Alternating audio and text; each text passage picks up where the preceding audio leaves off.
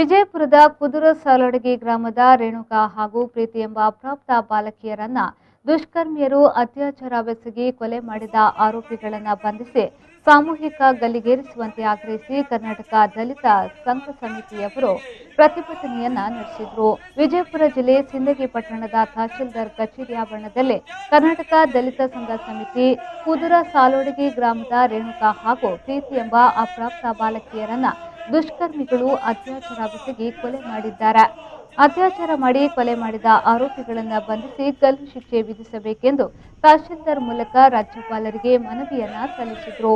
ಈ ಸಂದರ್ಭದಲ್ಲಿ ಮಾತನಾಡಿದ ಜಿಲ್ಲಾ ವಿದ್ಯಾರ್ಥಿ ಘಟಕದ ಸಂಚಾಲಕ ವೈಸಿ ಮಯೂರ ಅವರು, ದೇಶ ಹಾಗೂ ರಾಜ್ಯದಲ್ಲಿ ಬಿಜೆಪಿ ಸರ್ಕಾರ ಅಧಿಕಾರಕ್ಕೆ ಬಂದಾಗಿನಿಂದ ದಲಿತರ ಕೊಲೆ, ಸುಲಿಗೆ, ದಬ್ಬಾಳಿಕೆ, ಸಾಮೂಹಿಕ ಬಹಿಷ್ಕಾರ, ದಲಿತ ಮಹಿಳೆಯರ ಮೇಲೆ ಅತ್ಯಾಚಾರ ಹಾಗೂ ಸಾಮೂಹಿಕ ಅತ್ಯಾಚಾರ ಹೆಚ್ಚುತ್ತಿರುವುದು ನೋಡಿದರೆ ಸಂವಿಧಾನಬದ್ಧ ಮೂಲಭೂತ ಹಕ್ಕುಗಳು ಸಂಪೂರ್ಣವಾಗಿ ಮೊಟಕುಗೊಂಡಿವೆ ಎನ್ನುವುದು ಸಾಬೀತಾದಂತಾಗಿದೆ ಎಂದು ಹೇಳಿದರು. ಈ ಸಂದರ್ಭದಲ್ಲಿ ನೀಲಕಂಠ ಹೊಸಮನಿ, ಶರಣು ಛಲವಾದಿ, ಜಯಭೀಮ ತಳಗೇರಿ, ಪ್ರವೀಣ್ ಆಲಹಳ್ಳಿ ಮತ್ತಿತರರು ಭಾಗವಹಿಸಿ ಆಕ್ರೋಶವನ್ನು ವ್ಯಕ್ತಪಡಿಸಿದರು.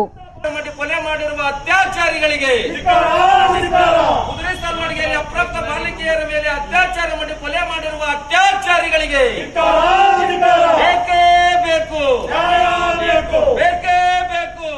ಕಾದರ್ ಪಾಷಾ, ಮೇಲಿನ ಮನೆ, ವಿ4 ನ್ಯೂಸ್, ಸಿಂದಗಿ.